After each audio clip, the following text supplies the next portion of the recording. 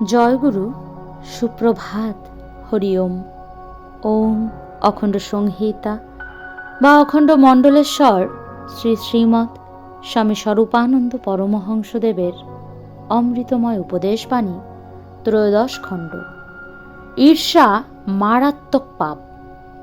কুমিল্লা জেলা অন্তর্গত কুটি নিবাসী জনৈক পত্রলেখকের পত্রের উত্তরে শ্রী শ্রী বাবামণি লিখিলেন, চিত্তকে ঈর্ষা বর্জিত করো। ঈর্ষা বড়ই মারাত্মক পাপ। পিতা তোমার অপর ভ্রাতাকে বেশি ভালোবাসিতেছেন, বাসিবার নিশ্চিত কোনো সঙ্গত কারণ আছে। গুরু তোমার অপর গুরু ভ্রাতাকে বেশি অনুগ্রহ করিতেছেন, করিবার নিশ্চিত কোনো সঙ্গত কারণ আছে। নেতা তোমার অপর সহকর্মীর প্রতি একটু বেশি নেক নজরে চাহেন, চাহিবার নিশ্চয়ই কোনো সঙ্গত কারণ আছে।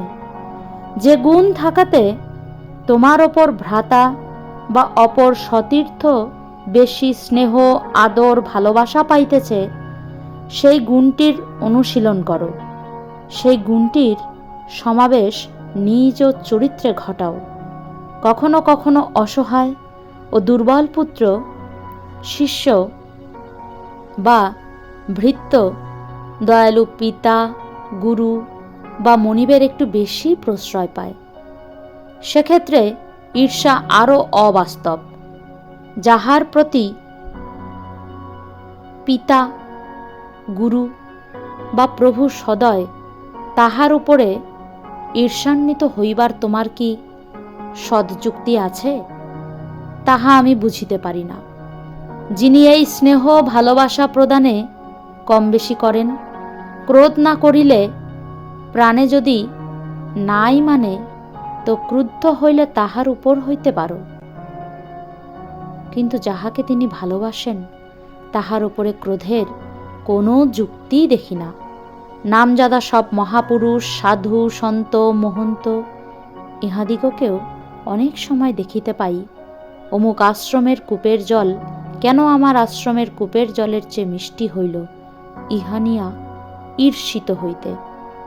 ইহা সাক্ষাৎ কলিগ্রস্ততার সুস্পষ্ট লক্ষণ।